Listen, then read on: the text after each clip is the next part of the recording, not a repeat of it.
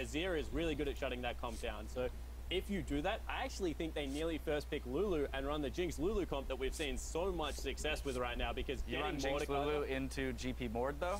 Into GP Mord, yeah. Okay. Heck yeah. How the heck do they get on top of it with an Azir? I feel I would do that. like there's so many like question marks because これまあまあ強くない? would that put spawn on Azir, and there's so many questions. Ninja. Like, ban Fiora, maybe the other side will first pick Gangplank. If they the Tam Kench, like Fnatic has been banning it a lot. I remember that Fnatic played it in the finals against Origin, so we know that Yosa can play it. Surprising that they still ban it. But there's so many question marks that get raised if you change up the bans. Yeah, like, 100%. Like first thought that came to mind, do you ban Fiora? But no. They will just first pick GP.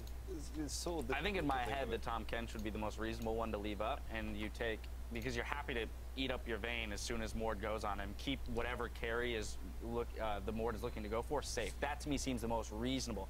A quick note, just for everybody at home, Gragas will remain enabled. Does discussion about whether or not he could be disabled will remain enabled. Really have synergy with our deck. Our deck ってまだ1枚も取ってないんだろ? Regardless of the bug, he'll remain in that kind of power trinity of junglers. Special circumstance to create what happened and make sure that the players are informed and it doesn't happen again. Avoid this. Extraordinarily rare. Like if it was あ、でもなんか忍者面白いな。ステルスか。しかも 50%。66。Because Elise has always been. But then if Gragas would be out of it, then Rek'Sai would be permaban. 面白いな忍者。ちょっと使ってみてえな。Yeah, Olaf. Well, we have that is something I actually want to come back to, because we talked about the possibility of pinching junglers with Reignover.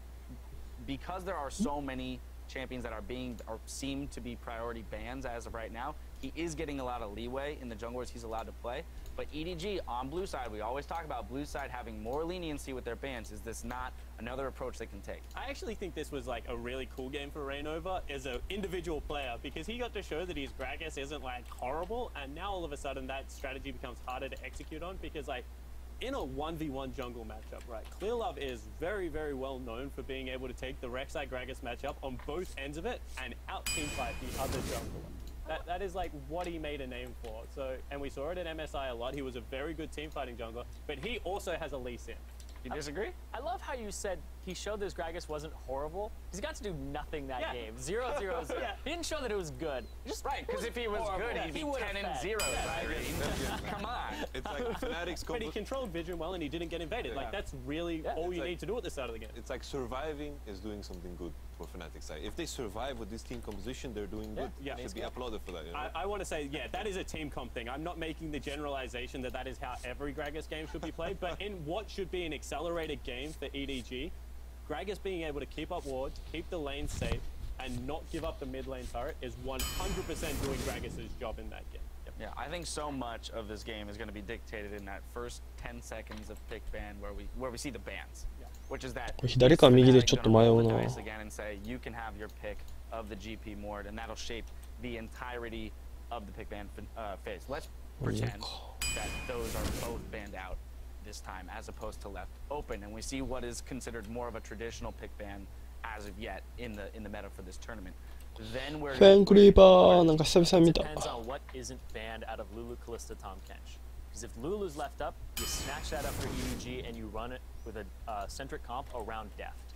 100% I think that's what you do. If Kalista's up, you can probably take that rather early as well. See how you fare with it. I know that there are different things that Deft likes to play, but giving him a self-sufficient AD carry like that could be a way to go. And then Tom Kench just is Tom Kench, man. Like that guy, as soon as he's unbenched, I want to see him. Deficio says he's the most OP champion in the game. I honestly think he is as well. I agree with Deficio. I think you have a good point. Yeah. Like with that in mind, with what you just said, I really doubt that Fnatic is going to change the red side strategy. I think this trade is very beneficial for them simply because they're so afraid of the Tam Kench, the Kalista, as you said.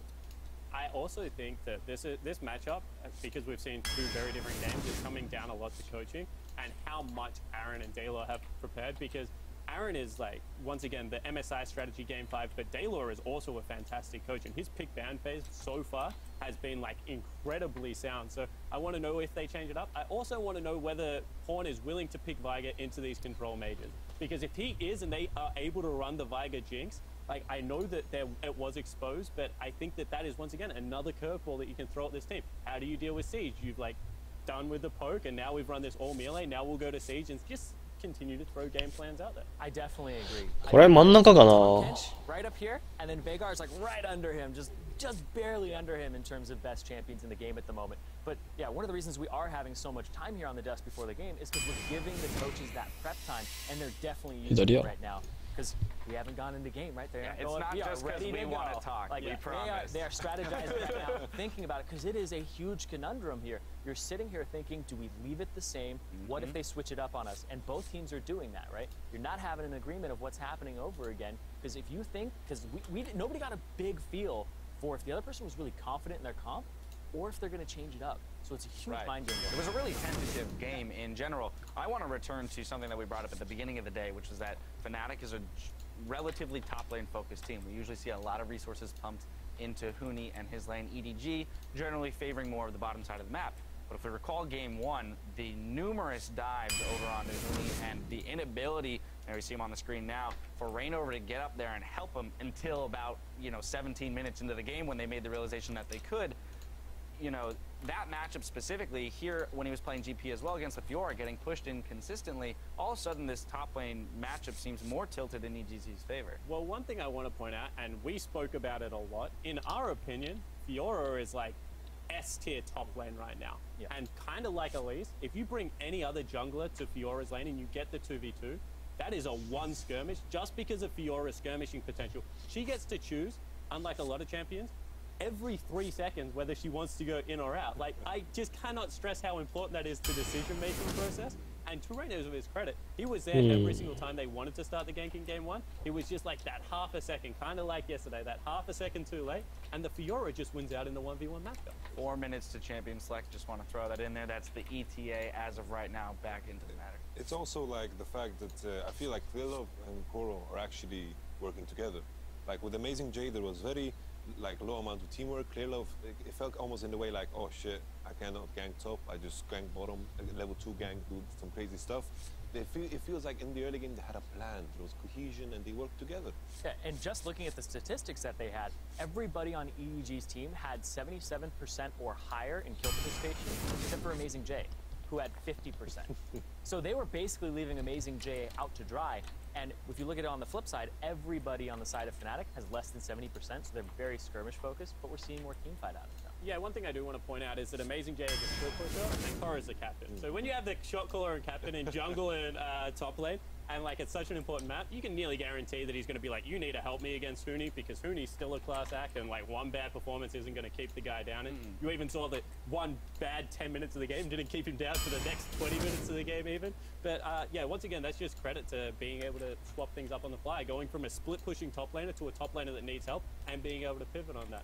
Yeah, and one complaint that EDG was having was that they were not communicating during the group stages, and when they threw Koro back in, their comms cleaned up, their captain was back, he was facilitating the conversation, and as a jungler myself, that's what you need. You need information, even if it's just, he used his Q, he used his E, he used his dash. What is my window of timing? Where are the wards? Communicate with me. And when somebody's giving me a ton of communication and information, ドラゴンもメカもないんだよな。 because I know the opportunities that are being presented there, and I feel like that's what's going on between Koro and Clearlove. Yeah, we had some questions about, how Koro would mix back into the team after being away for some time, but also too, statistically, interestingly enough, in the group stages, Fiora wasn't banned a single time against EDG, and yet wasn't picked a single time against Amazing J. So that's just another thing that Koro has brought to the team here in the bracket stages, is just the ability to pick Fiora and play it pretty well. Well, it's actually funny because you have Darius to blame for that, because rumor has it that EDG was scrimming TSM and Amazing J picked Fiora and Darius picked Darius and like trash canned the guy, like to the point that he will never pick Fiora in a competitive game. And Amazing J actually credited him in one of his interviews. なんか面白いカード出てこねえな今回。 He was like, I used to think it was a losing matchup, and then Darius made me a believer with how badly that lane turned against me. So that's probably why he wasn't prioritizing it, because he didn't want it to happen again. I think it's strange throughout the tournament that we have seen so little Fiora. Fiora, what the heck? Because for us, every time we've seen a Fiora, we're like, oh my goodness, this is so broken. She's jumping around, healing, hitting vitals, doing stuff. And finally, a team is putting focus on it, because as you said, in these skirmishes is so strong. What is a bad matchup for Fiora? Nothing. There's nothing that Fiora is bad against. You definitely have to put in a lot of time on Fiora, though.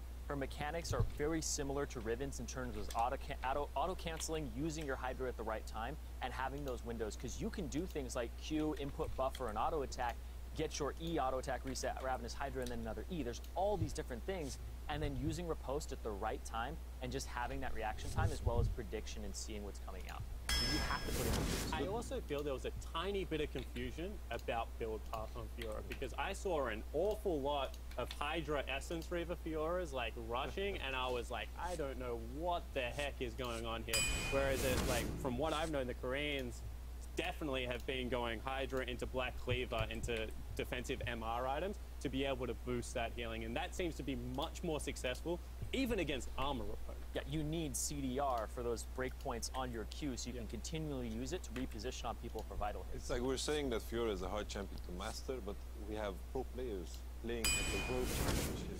This is the time to show up with these champions. We cannot make excuses for the pro players. They need to figure out the builds.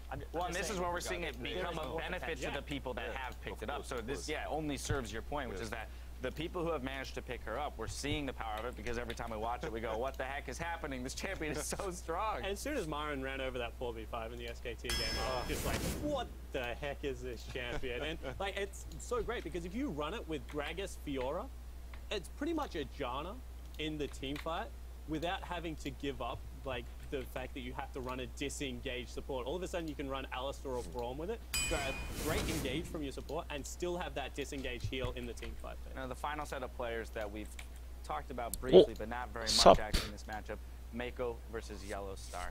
We've talked about the calls of Yellowstar, the fact that he creates advantages for his team and opportunities for his team beyond just taking the ones that are presented to him. I want to look at Mako on the other side of things, playing Thresh again this last game. サップの得点高い。 A サップ player ね that I feel gets overlooked pretty often, 点 on that 高えな team, この。 but creates a lot for them. He's my MVP on the team. It's funny because when I look at like Niels and he's a rookie, then I look at Forbidden and he's a rookie, and I hear a lot of this term thrown out. Mako was a rookie. He wasn't even the starting support for their team. He was brought in by Death's request because Death loved playing with him. He was actually a substitute. And this guy just does so much around the map. Like his Thresh plays in game 1, he was saving people left, right, and center. The turret dive, the top lane play. He's just, honestly, he's a playmaker, and he's got like a calm, quiet demeanor, which people overlook and that we value very highly. Very modest. Yeah, if you were going to make a rookie team out of the World Championship, you'd throw Niels and Mako in the bottom lane for me, like 100%. I also think that Mako being the playmaker is a big thing for this team, because he's a large part of how they start fights and how they disengage them. And like you look at Yellowstar, he's a great skirmishing player, right? He can start fights, but Mako is very versatile in the disengage portion of it as well. Mako has a really good sense of what fight they can take and which ones they can't take. And I really love that about him. And people are like, oh, he's at the right place at the right time. No, no, no. He sees this coming, and he realizes that his players need help. And I feel that's a great instinct to have as a support. I feel like whenever we're talking about good supports, we're talking about the high. I gotta interrupt because we've been talking for far too long. It's time to send it over to the casters to get us back onto the Rift. Thank you very much, Dash, and the rest of the analyst desk. As we do get into picks and bans, I do want to take a moment to clarify the situation and where we find ourselves. The issue that appeared in-game prevented Rainover from casting the Gragas Q spell, and the refereeing team, they did investigate and exhaust every single option to resolve the issue in-game, including allowing Gragas to die and attempt to resolve the matter. After the issue remained, Fnatic was then offered the opportunity to remake, which they accepted. That is, as per the rules, the remake will now include new picks and bans because teams that can be revealed, including playstyle. Gragas will remain enabled because of the popularity of the champion on the current patch, but we will state right now, if the bug does reappear, the champion will be disabled for the remainder of the tournament. So that is something just to keep in mind. We can only apologize. Rare bug. It is, and we can only apologize to the teams, to everybody watching. The remake will be starting shortly with picks and bans. So let's shake this off and talk about Mordekai's and, in my opinion, GP. Do we think teams are going to allow both of these champions to once again go through picks and bans? グラガスが死ぬまで Q 打てないバグ。さあ I want to do that again. I want to see Tom Kench and Kalista being banned first and have that Lulu as the potential bait. Again, EDG. But also I think EDG, they saw the gangplank, they saw the kite composition being built by Fnatic, so they knew, or now they know, Fnatic has an answer to the Mordecai. Yeah, and I think that if they did leave the Lulu up, then EDG would have changed their first pick and actually would have first picked the GP instead and not taken the Mordekaiser. You know, Mordekaiser into GP and Lulu is kind of ridiculous. So, Fnatic. But there she finds herself on the ban list already. Yeah, Kennen as well for EDG. They banned Elise and then they banned Sivir last time around. Obviously, that is what left Mordekaiser and GP open. And for now, it is exactly the same. Fnatic now do not want to ban one of the two OPs. Oh, now they will, because Mordekaiser got banned. So now GP is what you want to ban away if you are Fnatic. And they will not risk it. That does leave Tahm Kench open. For Fnatic to potentially pick. Well, for you. I'm not expecting a Tahm Kench first pick. Last game was Rek'Sai, first pick, when Elise was off the table. I mean, Fnatic got to make the decision now. Do we have a composition we want to run against the Gangplank? Then we ban the Tahm Kench Another now, night the on first the pick. track. I don't think you can. I don't think you can give away Gangplank without getting one back. Been super risky, at least. But again, this is a team that is not afraid of taking chances. Rek'Sai would be the obvious first pick. Tahm Kench, yes, he's fantastic, but he does require a composition where it makes sense to pick him into. Sound like a bit of a fanboy there, Deficio, of that champion. Fnatic now have the option to pick in two of their preferred. Hyper carries are still up and available, the likes of Jinx. You have the tower pushing power of Tristana. Cannon away. Sivir's available. Sivir And Caitlyn, which was also mentioned as being practiced by recently. If you're Fnatic now, you might say we want to take some safe picks. そ We っ don't want to ちじゃないんだよな。 Gragas here for Reyno and say we don't want to. We want to see more of your picks before we start building a composition. Or you take some of the safer top lanes we have seen being blind picked, Darius and Fiora and so on, for Hunio there. But he's shown he wants to play different kinds of top lanes. And I would like to combo that Gragas with the guard to try and do your first round.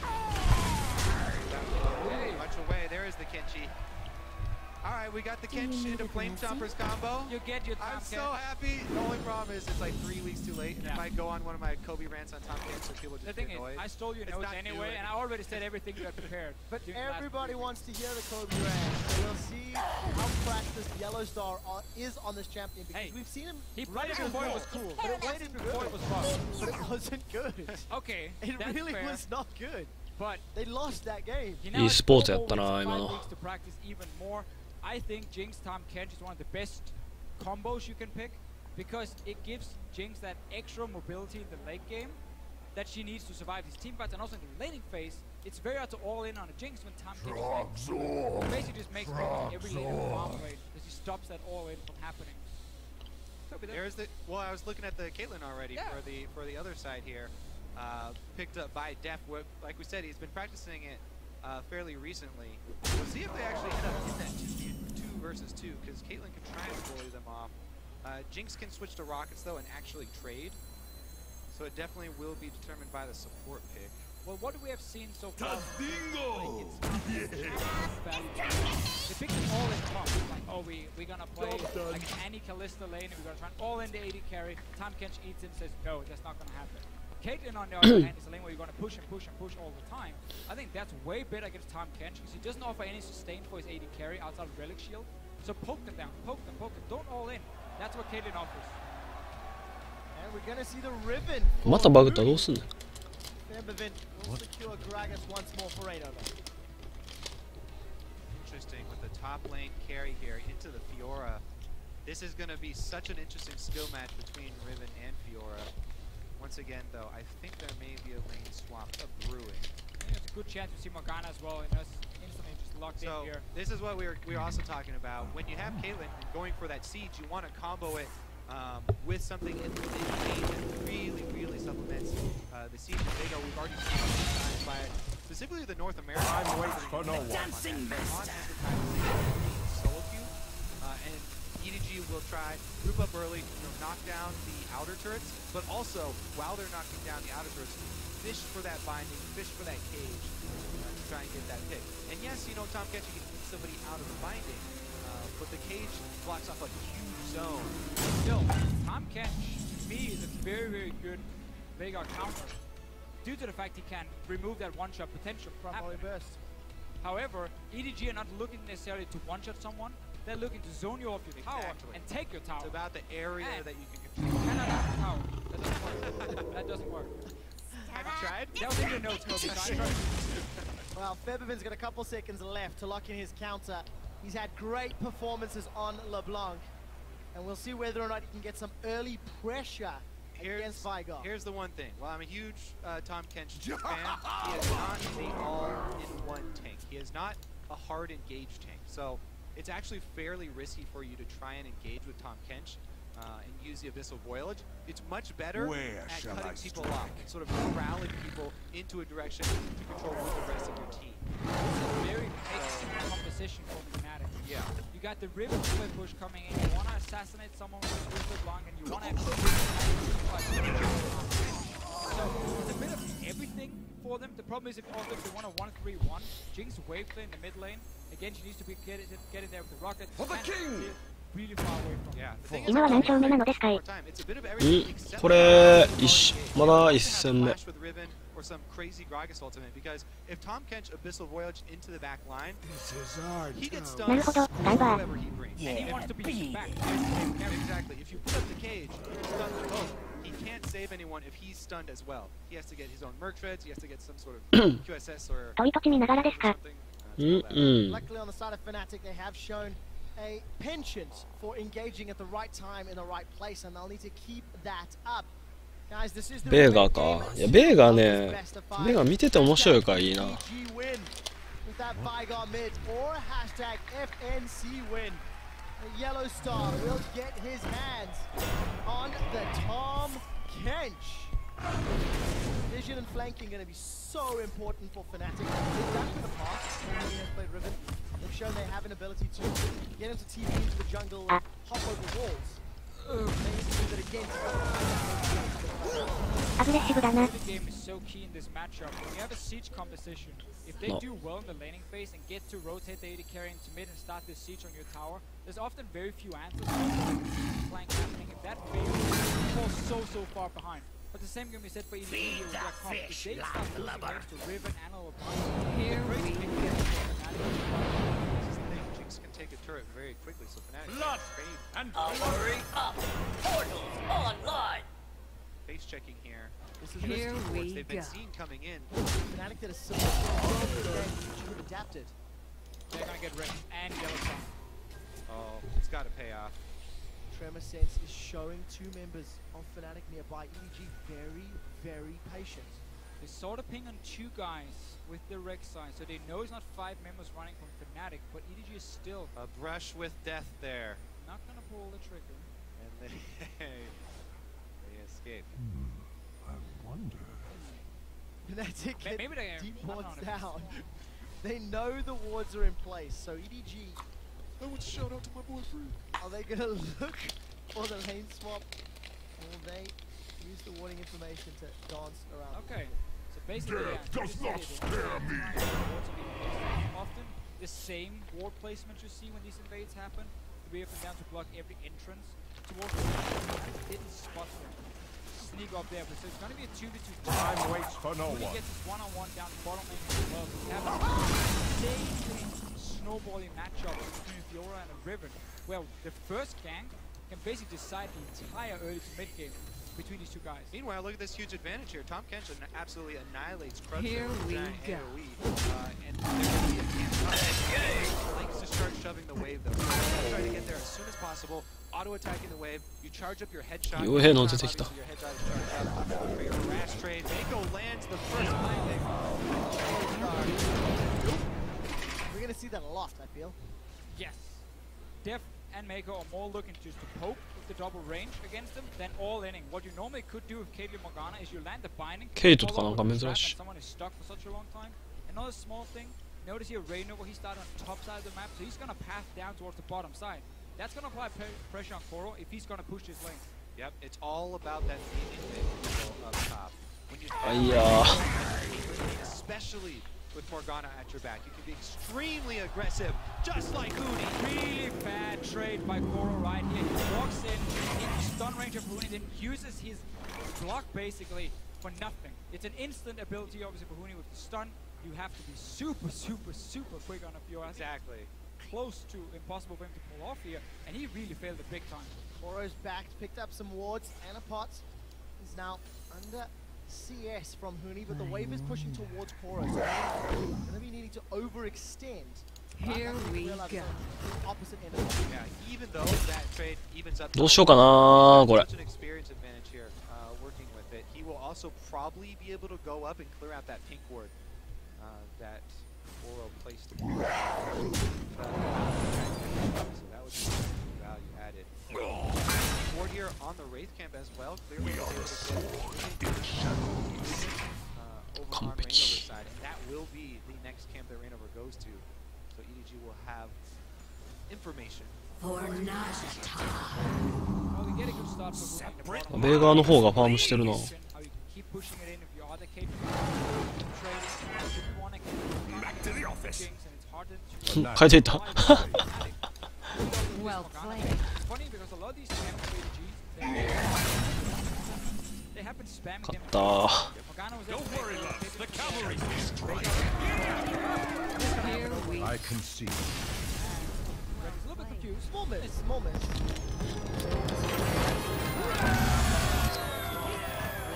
Squatting for 11 in the jungle will give some information. He's caught up by that riposte. Another matchup I want WCS まともに見るか。 because Veigar is such a game changer. If you allow him to stack up early, and the only way to disallow him from stacking up early is to force him to trade in lane and go for those aggressive moves here. Fabibin on LeBlanc, on the Assassin, has the ability to do that and try and go aggressively. You can see already, Pong even expends his early teleport in mid lane defensively just to pick up more magic resistance so that he can try and use more of his mana for stacking up the ability power. Reckless is playing Let's Catch the Dark Binding game. Almost every time we peek our eyes up here, Reckless is being saved by Yellow Star. That mana pool slowly burning away. And of course, Reckless losing out on CS. Mooney is now once again going aggressive. Trying to use those broken wings to his advantage. And Koro sidesteps the second. Proc does not sidestep the third. The shield comes out from Mooney, and the key strike will at least delay the rest of that trade. Fnatic needs to do something about the top lane though. Even though they're not dying, they're down in CS and their tower is already taking about 40% damage up there because again, if you keep pushing it down, Huni's trying his best on the bottom side, but Clearlove is showing now. Yeah, you say that though, but as a jungler, it's really difficult to gank a heavy poking lane that's got your lane under turret because of the minion advantage and because of the distance that you have to gain. Meanwhile, when solo laners trade like this, there's blood in the water. Junglers are like sharks. Sure. You're attracted very heavily by melee champions in long solo lanes trading like this. And I don't think Fnatic necessarily had to go top to make a play. I think they need to make a play elsewhere on the map to force EDG's hand and say, we are now winning on the other side, so if you keep this 2v2 lane going for too long, our top laner will snowball ahead of yours, and that can force EDG then to make a trade and swap it around and stop this push from going on. Clearlove's Tremor Sense just caught some footsteps from Reignover as he approached that tri-bush. So information is available. You can see Feathervin's also left his lane. If Koro sticks around, they're going for a dive. And this is what I like. Now Fnatic are saying, we're going to snowball Huni even further. So EDG, you cannot just sit in 2v2 top because your top lane will fall behind. Clearlove has spotted it. We have a roam from Veigar as well. 3 guys on bottom side soon. Koro does have his grand challenge. He's used it on a level 4 Reignover. Flash away from Koro keeps him alive. Huni will take a turret shot for his troubles. Clearlove able to thwart the gank at the cost of Ignite for Flash and time in the mid lane from Feathervin. Yeah, and now Unia here is actually going to have to back off. He's got 3 people there. Even though that was an unsuccessful gank as far as coming up with a kill, Koro's going to have to expend his teleport once again. So you talk about, doing something about this top side. There's a deep ward here in the brush. Huni may have teleport advantage if Koro feels pressured enough to use it to get CS めっちゃ勝っとるな、トップレーン。 The way that Fnatic, made their stamp, made their name with big Huni teleport plays, there could be an opportunity. The ward is expired. Just died. I took too long talking about it, and Koro took too long teleporting back The to point base. is still valid. Really key though If they could get another ward. for EDG that Rek'Sai was sitting in that bush or in the jungle of Fnatic, spotted, of course, Reignover moving down, so they knew, okay, the dive is about to happen, LeBlanco's missing in the mid lane, and that's why they could react and defend Koro. Otherwise, it would have been a 3v1 and he would have died super quick. I have to say though, this top lane CS of the duo lanes is just outstanding. Deft is destroying Reckless and Yellow Star up in the top side, really punishing And this was why EDG was sitting in the bush, hiding at level 1. Didn't want to risk going for an all-lane and try and get first blood. They wanted to dodge around the wards to try and force a 2v2 lane with Caitlyn. She's one of these champions, if she doesn't get the 2v2, gets to be bullied. She becomes so useless in the mid game and just have very low impact before she hits the late game items. So this was exactly what EDG wanted for that lane. And EDG seem quite happy to play for the long game. Horn's first pickup is Mercury Treads at 9 minutes. He's held onto his TP, but Rainover, he's found Mako. This is brave. Abyssal Voyage will allow Yellow Star to get in range of Mako. Will they flash over? No. Happy to get the flash out of Morgana. Okay, so while EDG are winning the duo lane, Fnatic are destroying the solo lane on the other side of the map, the long lane with Huni here. And that is extremely volatile because Riven has so much kill pressure. I would expect, again, more jungler attention down there because if you can free up that solo laner, then you free up a teleport gank. A jungler ganking is one thing, but if that solo laner ganking with a teleport can completely turn around and destroy a 2 versus 2 lane. It's basically been the reason their aggressive 2v2 lanes have kind of died out, because if you do go all in, enemy top laner comes in from behind and kills you, and it suddenly backfires completely because of all the teleports in the game. There's a lot of very aggressive AD carries that are a little bit unhappy with that state because they want to be able to kill that lane 2v2, but that's not happening very often. また殺しに行ってるな、ボットね。 Fnatic right now setting up towards this bottom lane again. Feathervin and Rainover showing face. Huni's got a minion wave to play with, and I think they're going to turn their attention onto Koro. He's going to be in a little bit of trouble. Grand Challenge comes down, Body Slam connects. Koro will get dropped, and it's first blood to Fnatic. But Born will teleport in and get himself one back. Huni's on the way out. We'll have that broken wing slash to get more. Huni does get dropped by Clearlove. It's a messy fight so far. 2 for 2, and it's jungler on mid lane action. Ooh. Gets a triple kill. Gets out. Again, Fnatic, they return to the point of power, try and make the proactive play there.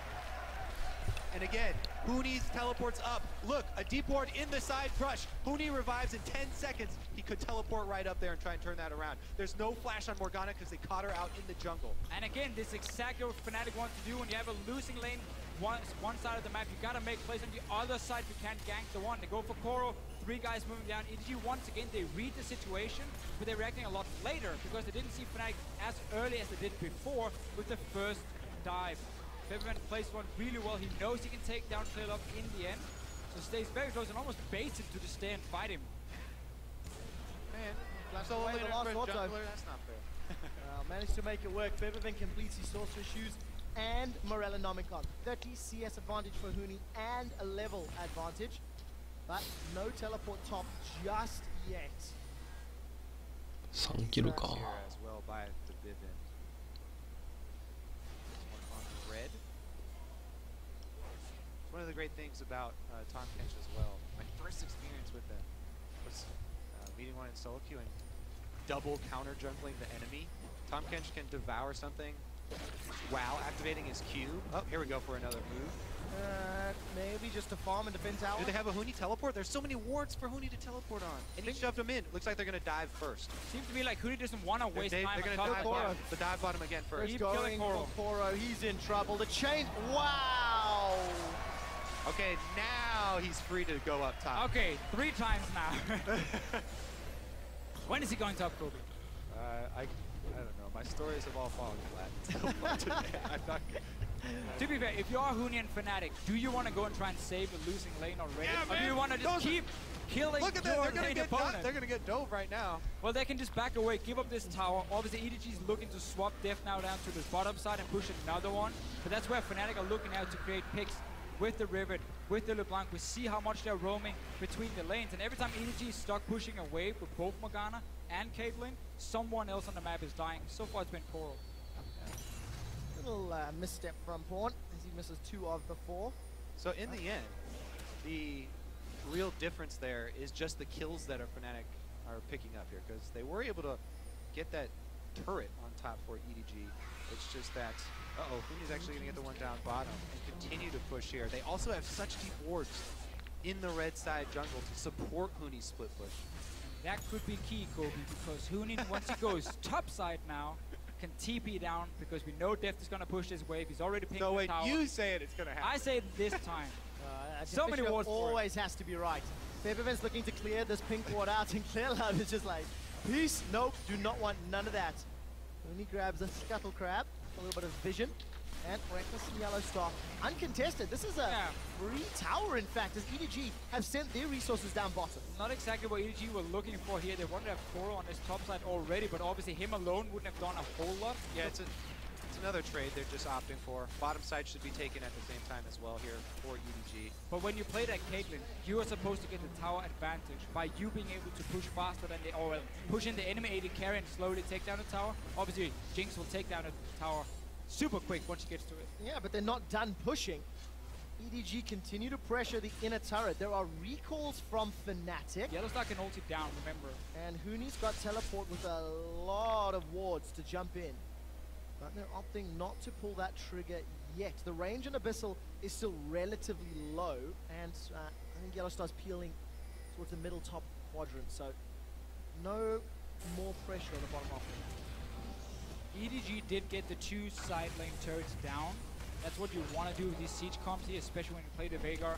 You want him to hit level 11, you group together with him in the mid lane, and you start sieging on that tower, because even if there is some sort of wave clear for Fnatic, that massive zone that Veigar's going to offer is going to force you back, and that's going to always give some damage to this tower. So Fever needs to be careful now. He knows a lot of people are coming, and he's the only wave lane is mid lane. He has to dash into them. That's super risky. Yeah, that's why we'll be looking for the flank, because again, this Fnatic squad has to be very careful with how they go about engaging. Huni needs to work with the fog of war. Riven is all about the flashy plays, you know, coming in very quickly with the dash. So once Huni's flash comes back up, then maybe they'll look for one of those plays. At least you need to have teleport ready, and when you know the siege is going to start happening, you need to have cook wards in advance. So you have wards on the side of the mid lane. You can see the 2 here near the mid lane tower of EDG. That's something Fnatic could use to stop a potential siege from happening. And Huni, all in again, he's 2 levels above. Yeah, big difference. That B of Sword helping out. Koro, I think, got a pretty good riposte there, but doesn't matter. Huni's got such a strong advantage. Just hit a 3-level lead for the time being, and as my math is completely horrible, it's 50-60 CS advantage for Huni. And Reckless is even caught up in the bottom lane. 裏がいい仕事してるな。 Let's see if he plays a bit more safe here. Definitely into his turret. He should be fine. The other thing, the other important factor in controlling vision, Deficio, that you point out, these mid laners, either one could one-shot the other if you're in the fog of war. So either one has the ability to 100% if you get that vision advantage. So there's going to be such a fight over the true sight, especially around these mid And a lanes. fight in top again. Koro's going low. Huni, that's a good pass trading. And Huni follows up. But their support, Clear 11 Pawn, want to chase him down, and they will not. A little bit hyped about the flash. In the end, it didn't do anything, and it died anyway. Look good though. Deficio, you sucked all the energy out.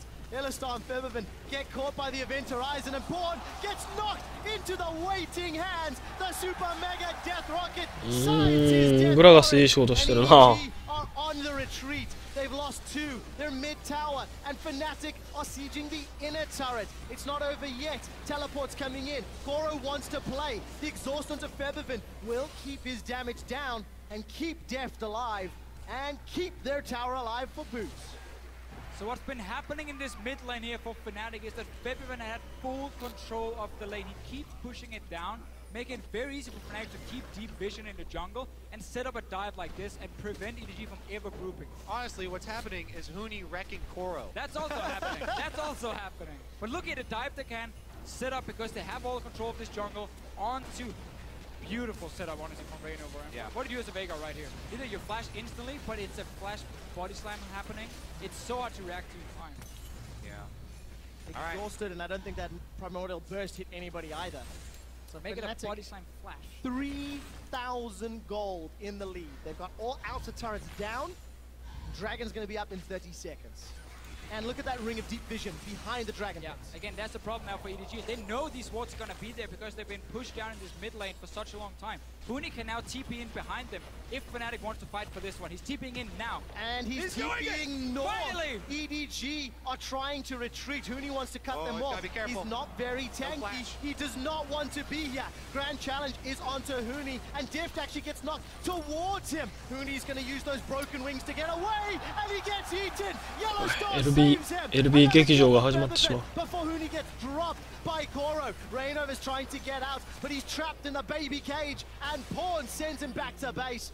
Well, Febivin is dominating with another kill on Koro. Yeah, Star saved Huni, but then kept chasing Koro and spit Huni back out with like 50 life. So he died. But that'll be a two for two right there. All said and done, though, Fnatic still have control of the map. So even though it's a 2 for 2, even on kills, they get the objective afterwards. They shove the lane. Oh, actually, Reckless actually not going to start the Dragon there. Red Steel instead. Bit more risky. Or and not. now the Dragon's going to be very late, and Pawn does have teleport. Pawn's actually in lane already. Deft actually manages to secure that one. Fnatic now a little maybe late to the Dragon.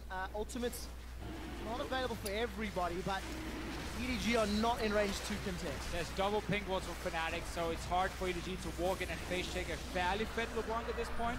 I mean, 6 kills in 19 minutes. It's very standard for me, at least, in solo queue.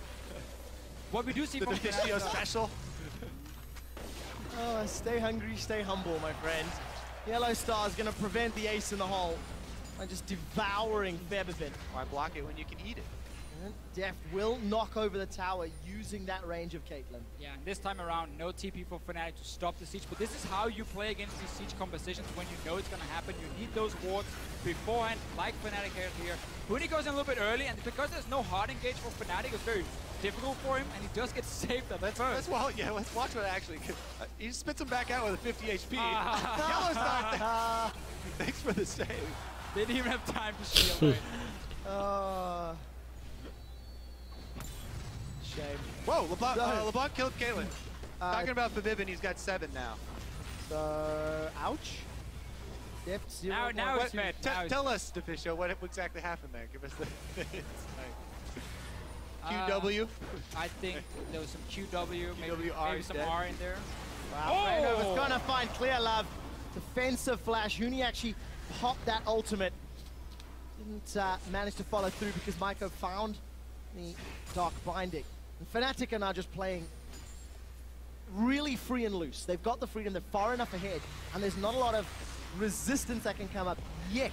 And I think with the momentum they have, with the amount of control that they've just gotten, this huge lead that Fnatic are building, they need to fortify that. They need to start getting up that vision now, because if they close the loop on the vision and they black out the map here for EDG, then there's just almost no move for EDG. They have to just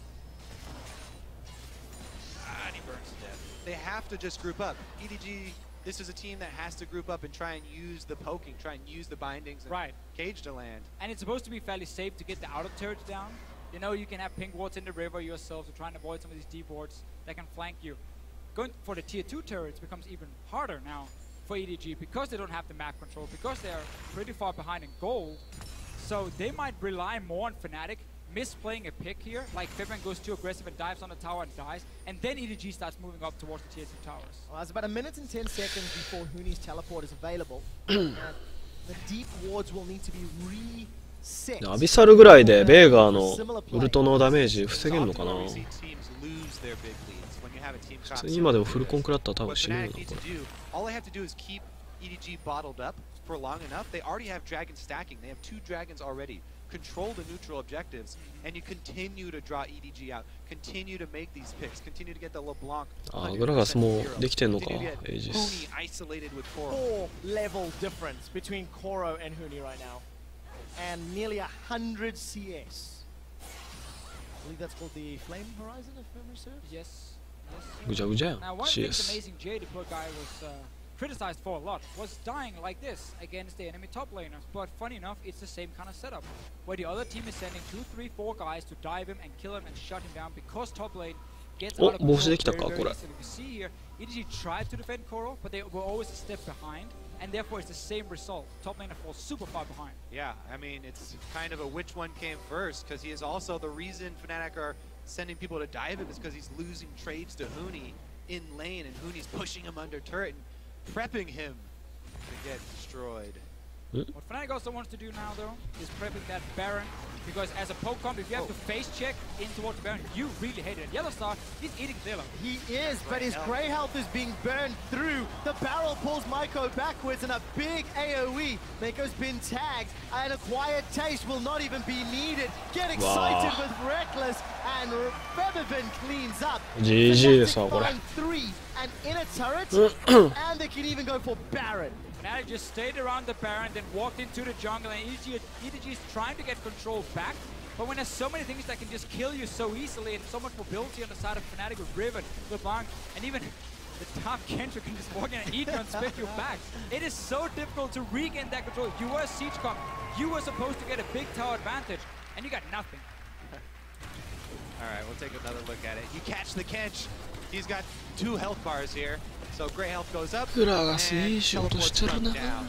Pawn actually uses everything on the outside here. Forbidden just walks around, and all of Fnatic teleport in. They continue the pain train and crush EDG under the turret and take it afterwards as well. All right, now we have a minute. What a game from Fnatic. They've got Baron now. Every single one of their lanes is winning, despite the trouble that Reckless and Yellowstar had early. They were able to put pressure on the side lanes. And they've got him relevant. Well, if you have a losing 2v2 lane, Morgana Caitlyn, pretty hard to gank. Why not just go down and kill the Fiora over and over? You have Riven. Well, when you put it that way. I mean, come on, that's how the game is, right? You just go kill someone. Split pushing with Baron buff taking effect here. Huge 10,000 almost gold lead here for Fnatic. So, we have seen 3 new picks from Def today. And I just have to say, the Jace, I didn't see anything I liked. He did nothing in that game. The Mordekaiser, his dragon control was terrible. I'll give him 1 out of 10 for that one as well. Gosh. So far, the Caitlyn, he did his job on the Caitlyn. To be fair, he pushed in the wave over and over. He got the tower. So the champion you were the most excited about in terms of his solo queue prep this week is the one you're giving the highest ratings? Out of 10? What do we think? I mean, he couldn't really do much else right, but he gets a 5 out of 10 for that one. Okay, 5 out of 10 for He gets Caitlyn. 5 out of 10? He took now, 2 towers down. His team is losing. Huni has still got that 4-level advantage and pushing the bottom lane, gentlemen, while the rest of Fnatic are pushing the middle lane. I'd like to get the scoreboard here for Huni in a moment as Koro's got some help from ClearLab, but Feathervin's joined the fight. He's taken down the tower and is looking to kill Koro once more. The rest of Fnatic are going to focus down the inhibitor as Rainover gets caught out by a Dark Binding. Not going to be enough as the Wind Slash hits pretty high health targets. Not going to secure the kill. Reckless has got the tower in the mid lane. Inhibitor falls bottom. The base is breaking, and there's nothing EDG can do. 1 hit forces Def to retreat. The Event Horizon comes down, and the Christmas presents look to be Fnatic's, as they are going to take a second inhibitor and get themselves out unscathed. All due to the Tom Kench. Isn't that right, Coco? Actually, it's all due to Riven. I said every time we see Riven's in the game. So, if that champion is in the game, go gank her. Hey, she's going to snowball one way or the other. Huni had an okay start to the game, sure. But Feathervin, to me, really is the standout guy. First game as well, he had such a good performance. This one, he's roaming from the mid lane, he's pushing it down 24/7, walks down bottom lane, he's part of every single kill, basically. Fnatic is getting except for 2 kills, I just noticed, but he's been part of almost everything else. And this guy is on fire this tournament. I would even say he's been the best performing mid laner in this tournament alone. Not saying he's the best in the world, but in this tournament he's been looking fantastic. Don't step on my territory there, Deficio. Do you want to say work at the moment? And as you mentioned, allowing Fnatic to continue pressing their advantage. Baron has worn off, and Fnatic are just grouping in the top lane. It is just a matter of time before they get to their 3rd and final inhibitor.